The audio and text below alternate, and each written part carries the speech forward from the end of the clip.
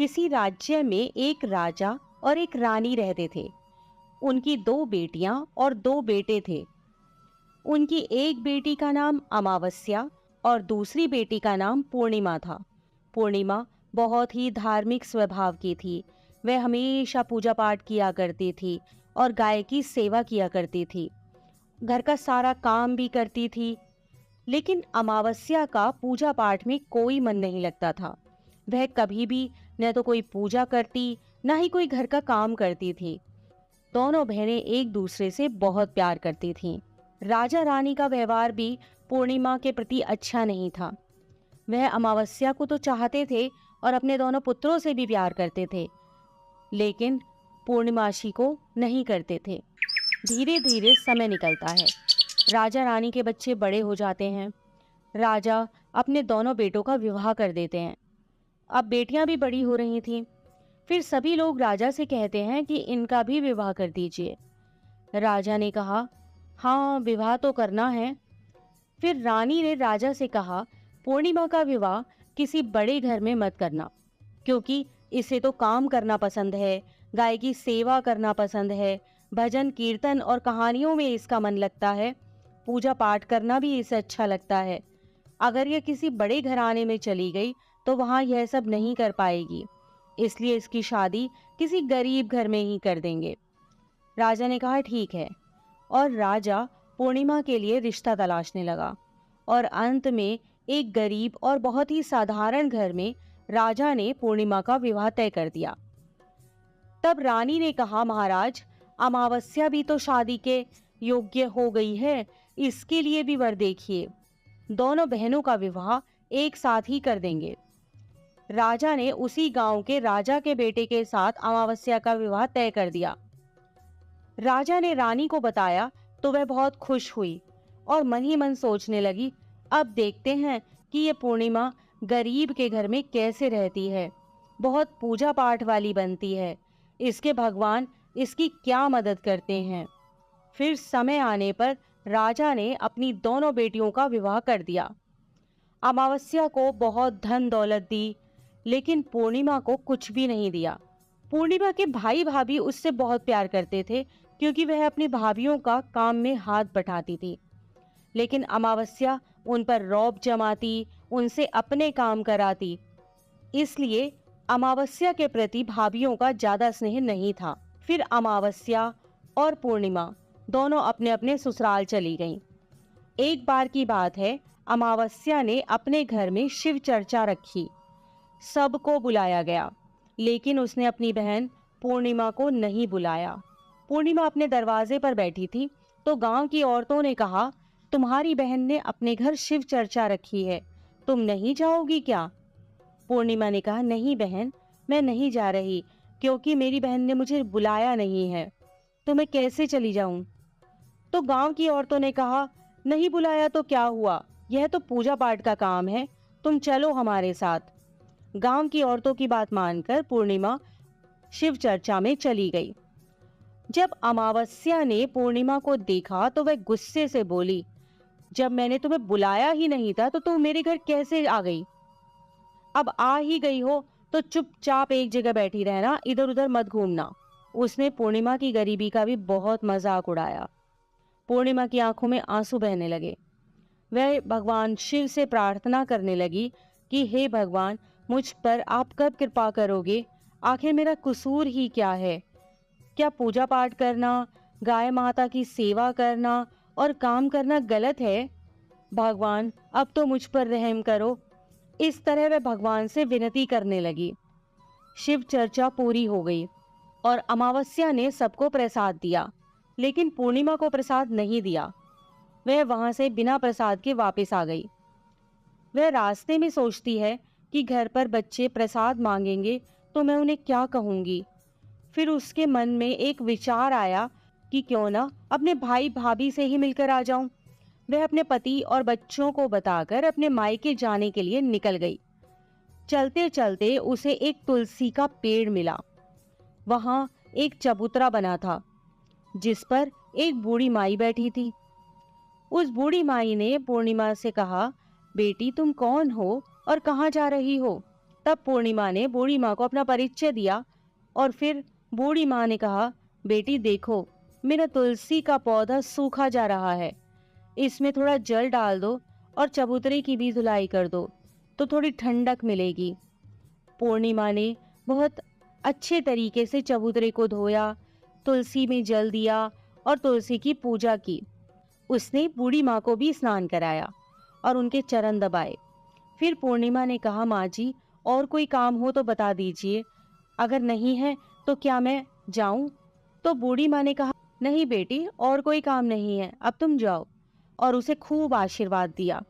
लेकिन तुम अपने मायके से लौटते समय मुझसे मिलकर जाना। उसने कहा, ठीक है माँ, और वह आगे चल पड़ी। चलते चलते रास्ते में उसे एक शिव मंदिर मिला। वहां भी एक चबूतरा था, उस पर एक बूढ़े बाबा बैठे हुए थे। वे और कोई नहीं, स्वयं शिव भगवान थे। लेकिन पूर्णिमा उन्हें पहचान नहीं पाई। बूढ़े बाबा ने कहा, तुम कौन हो बेटी? तो पूर्णिमा बोली, क्या बात है बाबा? बाबा ने कहा, बेटी, क्या तुम इस मंदिर की सफाई कर दोगी? बहुत गंदा हो गया है, और चबूतरा भी धो देना। मेरे नहाने के लिए 2 बाल्टी पानी भर दो तो तुम्हारा बहुत एहसान होगा। पूर्णिमा ने खुशी खुशी बाबा के सारे काम कर दिए और भगवान शिव की पूजा की। थोड़ा और आगे चली तो उसे काली माता का मंदिर मिला। काली माँ भी एक बूढ़ी माँ के रूप में वहां बैठी थी। काली माँ ने कहा, बेटी कौन हो? तो पूर्णिमा ने अपना नाम बताया और कहा, क्या बात है माँ जी? तो बूढ़ी माँ ने कहा, बेटी, जहाँ सब पूजा पाठ करके तो चले जाते हैं, कोई मंदिर साफ नहीं करता। देखो मंदिर कितना गंदा हो गया है, जरा इसकी साफ सफाई कर दो। पूर्णिमा ने मंदिर की साफ सफाई की और उसने काली माँ का श्रृंगार किया, पूजा की। उसके बाद बूढ़ी माँ को भी स्नान कराया और उसके हाथ पैर दबाए। फिर वह आगे बढ़ी तो एक नदी मिली। वहां भी एक बूढ़ी माँ बैठी थी और वह और कोई नहीं, स्वयं गंगा मैया थी। उन्होंने कहा, बेटी तुम कौन हो? तब पूर्णिमा ने अपना नाम बता दिया और फिर बूढ़ी माँ ने कहा, बेटी, यहाँ सब स्नान करके तो चले जाते हैं लेकिन कोई सफाई नहीं करता, तुम यहाँ की साफ सफाई कर दो। उसने वहां की भी साफ सफाई कर दी। फिर वह बूढ़ी माँ भी उसे आशीर्वाद देने लगती हैं। फिर वह एक नाव में बैठकर नदी के उस पार चली जाती है। नाव में फूल बिछे होते हैं। वो फूलों की नाव में बैठकर अपने मायके पहुंच जाती है। उसके भाई भाभी पूर्णिमा को देखकर बहुत खुश हो जाते हैं और उसकी खूब खातिरदारी करते हैं। फिर सब खूब बातें करने लगते हैं। सुबह जब ननद जाने को तैयार होती है तो भाभी ने उसे एक लाल साड़ी दी और कहा, नंद जी, इस साड़ी को पहन लो और हाँ, जल्दी जल्दी आया करो, बहुत दिनों के बाद आई हो। तो पूर्णिमा ने कहा, ठीक है भाभी, आप जब भी मुझे बुलाओगी मैं तभी आ जाऊंगी। और फिर पूर्णिमा ने खुश होकर वह लाल साड़ी पहन ली और श्रृंगार भी किया। भाभीयों ने थैला भरकर उसे धन और गहने दिए। पूर्णिमा घर से निकल गई। चलते चलते रास्ते में फिर वही नदी मिली और नाव में बैठकर वह नदी के दूसरे पार आ पहुंची तो वही बूढ़ी माँ मिली जो गंगा मैया थी। उन्होंने कहा, बेटी आ गई अपने मायके से? तो पूर्णिमा ने कहा, हाँ माँ जी। तब बूढ़ी माँ ने एक थैला दिया और कहा, इसे ले जाओ, मैं कहाँ रखती फिरूंगी, ये बहुत भारी है, और हाँ, इसे रास्ते में मत खोलना, अपने घर जाकर ही खोलना। पूर्णिमा ने कहा, ठीक है माँ जी, और वह वहां से चल दी। आगे चली तो काली माँ का मंदिर मिला। वहां भी वही बूढ़ी माँ बैठी हुई थी। उन्होंने भी पूर्णिमा को एक थैला दिया और अब उसके पास 3 थैले हो गए थे। वह कुछ आगे बढ़ी तो शिव मंदिर मिला। वहां बूढ़े बाबा के रूप में भगवान शिव बैठे थे। उन्होंने भी पूर्णिमा को एक थैला दिया। वह थैला लेकर आगे बढ़ी तो तुलसी माँ मिली। उन्होंने भी एक थैला दे दिया। अब जब पूर्णिमा अपने घर पहुंची तो वह 5 थैले खोलने लगी। सबसे पहले उसने अपने मायके का थैला खोला। उसमें खाने पीने की चीजें, कपड़े और गहने वगैरह थे। उसने खाने पीने की चीजें और कपड़े बच्चों को दिए तो बच्चे बहुत खुश हो गए। दूसरा थैला जो गंगा मैया ने दिया था उसे खोला तो उसमें सोना चांदी भरा था। तीसरा थैला जो काली माँ ने दिया था, उसमें 16 सिंगार का सामान था। चौथा थैला जो भगवान शिव का था, उसमें सब खुशियां थी, धन संपत्ति सब कुछ था। पांचवा थैला तुलसी मैया का था। जब उसने उसे खोला तो उसमें चावल, गेहूं और हर तरीके का अनाज था। पूर्णिमा के घर अब किसी प्रकार की कोई कमी नहीं थी। धन संपत्ति और भंडार से उसका घर भर गया था। पूर्णिमा खुशी खुशी रहने लगी।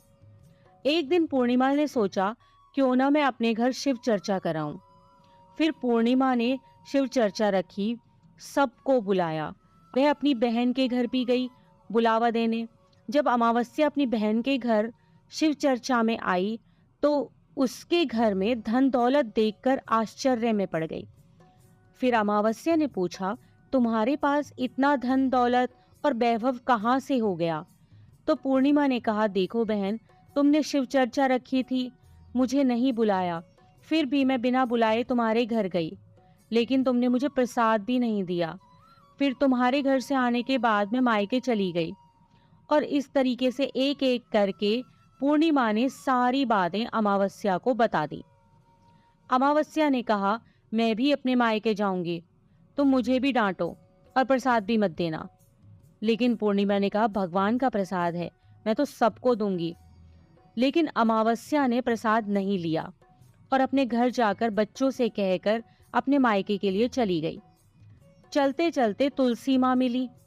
उन्होंने कहा, बेटी, यह एक चबूतरा धो दो, तुलसी में पानी डाल दो।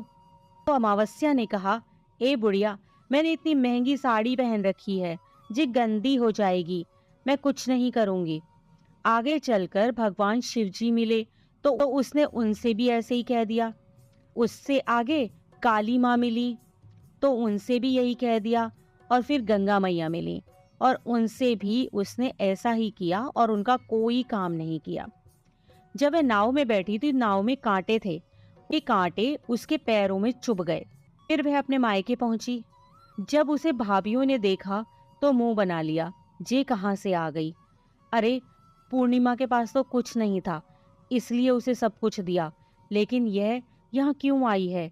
चलो कोई बात नहीं, अब आ ही गई है तो क्या कर सकते हैं। उन्होंने अमावस्या से कहा, आओ जीजी बैठो। अमावस्या खाना खाकर सो गई।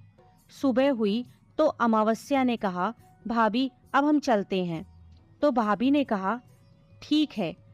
तब अमावस्या ने कहा, भाभी, पूर्णिमा को तो आपने थैला भरकर सामान दिया था, मुझे कुछ नहीं। तो भाभी ने कहा, जाओ, तुम्हारे घर थैला पहुंचा देंगे। फिर अमावस्या चल दी तो गंगा मैया मिली। गंगा मैया ने कहा, आ गई बेटी? तो उसने कहा, आपने पूर्णिमा को तो थैला भर कर दिया था, मुझे कुछ नहीं दोगी? तो गंगा मैया ने कहा, ठीक है, जाओ बेटी, हम तुम्हारा सामान तुम्हारे घर भिजवा देंगे। ऐसे ही भगवान शिव ने, काली माँ ने और तुलसी माता ने कह दिया। जब वे घर पहुंची तो उसके आंगन में 5 थैले रखे थे। जब अमावस्या सारे थैले खोलती है तो किसी में मिट्टी, किसी में ईंट पत्थर, किसी में सांप बिच्छू थे। उसने अपना माथा पीट लिया और कहा, हे भगवान, हमें मायके में भी कुछ नहीं मिला और इधर भी कुछ नहीं मिला। फिर अमावस्या दौड़कर पूर्णिमा के पास जाती है और कहती है, तुझे इतना सब मिला लेकिन मुझे तो कुछ भी नहीं मिला। तो पूर्णिमा ने कहा, जब मैं मायके जाती हूँ तो भाभीियों की मदद करती हूँ, तुमने तो भाभीियों की मदद कभी नहीं की, तो भाभी तुमको क्या देती? गंगा मैया को भी तुमने ठुकरा दिया, शिवजी, काली माँ और तुलसी माँ, सबको ही तुमने ठुकरा दिया, इसलिए भगवान ने तुम्हें कुछ नहीं दिया। अमावस्या कहती है, बहन मुझे माफ कर दो, मैंने सदा तुम पर अत्याचार किए हैं, लेकिन इसमें मेरा कोई कसूर नहीं था। तुम मुझे भी विधि बतलाओ जिससे मैं भी भगवान की भक्ति करके सब कुछ पालूंगी। तो पूर्णिमा ने कहा, बहन देखो, 3 ही बातें हैं ज्ञान की। पहली, सब पर दया करना, दूसरी चर्चा करना और तीसरी है 108 बार ओम नमः शिवाय का जाप करना।